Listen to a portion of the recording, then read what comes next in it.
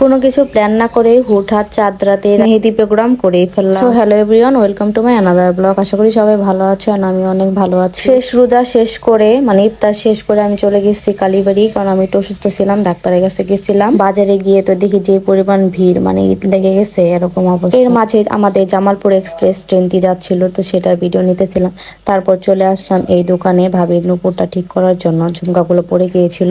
তো এখানে আমি একটু ভিডিও নিতেছিলাম। তারপর আব্বু আমাকে নিয়ে গেল ডাক্তারের কাছে, তো ওইখান থেকে আর কি চোখটা দেখিয়ে ওষুধ নিয়ে চলে আসলাম। আর আমাদের কেন্দ্র কালীবাড়ির যে তারপর হচ্ছে ভাবি কিছু কাকড়া নিতেছিল, তো এখানে আর কি মাঝখান থেকে আমাদের টাকা হারিয়ে গিয়েছিল 500 টাকা।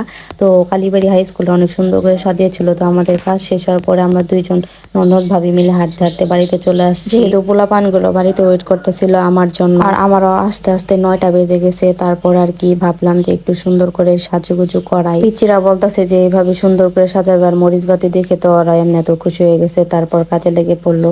আর এটা হচ্ছে আমার ভাস্তি, তো খুবই কিউট। আর এখান থেকে আমরা কিছু ফুল নিয়ে ছিঁড়ে নিতেছিলাম।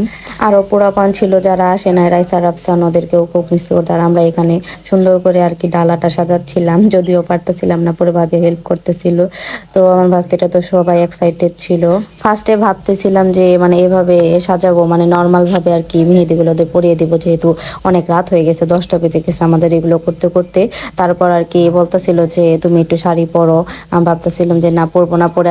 পরে সবাই হুটহাট আর কি এটা পরে নিচ্ছে, আমার বাস থেকে আমার জামাটা পরাই দিয়েছিলাম। তারপরে এখানে যেহেতু সুন্দর করে সাজাইছি, দুই একটা ফটোশুট না করলে কি হয়। আমি এভাবে আর কি ফার্স্ট টাইম এভাবে করলাম তাদের সাথে, তো খুবই এনজয় করতেছিলাম, খুবই ভালো লাগতেছিল। তবে অনেক প্যারাও গেছে আমার। আসলে ঈদের আনন্দ বলতেই এগুলো হচ্ছে, কারণ ওরা থাকলে আসলে মন মেজাজ এমনিতেও ভালো থাকে। আমি তো শুধু কোনো রকম ভাবে পড়ছি, শুধু আর কি কয়েকটা ভিডিও নেওয়ার জন্য, ছবি নেওয়ার জন্য, জাস্ট একটু কি ডালাটা কেমন হয়েছে অবশ্যই বলবা। যদিও আমাদের এতগুলো মেহেদি লাগে নাই, মাইয়া মানুষের রং শুরু হলে তো আর শেষ হয় না। তোমাদের ভাইয়াকেও মিস করতেছিলাম, যদিও সে আসে নাই, আজকে আসবে। তো লাইট অফ করার পরে শুটগুলো আসলে অনেক সুন্দর হয়েছিল। তো ওরা তো ওইভাবে ক্যামেরা করতে পারে না, তো কোনো রকম ভাবে আর কি নিতেছিলাম। আমাদের মূলত প্ল্যান ছিল অন্যরকম, আরো বোনরা ছিল, ওরা আসতে চাইছিল, কিন্তু ওদের ফ্যামিলিতে আর কি পোলাপান্ডা ওরা ছিল, যার কারণে আসে নাই। পরে আর মানে হুটহাট আর কি এটা হয়ে গেছে, আমিও ভাবি নাই সেটা করব। তারপর আমার বাস থেকে একটা সুন্দর করে ক্লিপ নিয়ে তাকে শেখাচ্ছিলাম যে এইভাবে করতে। তারপর আর কি যেহেতু অনেক রং করে ফেলছি, এখন মেহেদি দিতে বসে পড়ি, না হলে একদম একটা পিটনও মনে হয় মাটিতে পড়বো না। আমি খুব তাড়াহুড়া করে আর কি বয়সটা দিতেছি, যদি কোনো কিছু ভুল করে থাকি তাহলে অবশ্যই সরি, ক্ষমার দৃষ্টিতে দেখবা। ছোট মানুষদের আবদার, তাদেরকে আর ফালানো যায়, যে ছবি দেখাবে সেভাবে তো দিয়ে দিতে হবে। ফার্স্টে উপরে দিয়ে দিতেছিলাম, তারপর ওকে খাওয়াই দিতে পাঠাই দিছি। আর আমি কিন্তু এখনো খাইছি না, শুধু ইফতারে আর কি বুট মুড়ি খাইছিলাম, এটুকুই, খাওয়ারও সময় পাইছি না। প্রতিবার এরকম করেই সবাইকে মেহেদি আমার পরিয়ে দিতে হয়, যদিও আমি ওইভাবে পারি না মেহেদি দিতে, তারপরও ট্রাই করি। আর আমার মেহেদি আমি নিজেই দিই। এই তো ওর এই মেহেদি দেওয়া শেষ, তারপর ওর ছোট বোনকে দিয়ে দিতেছিলাম, যেহেতু ছোট মানুষ, না দিলে হয়। এই তো তারটাও শেষ হয়ে গেছে।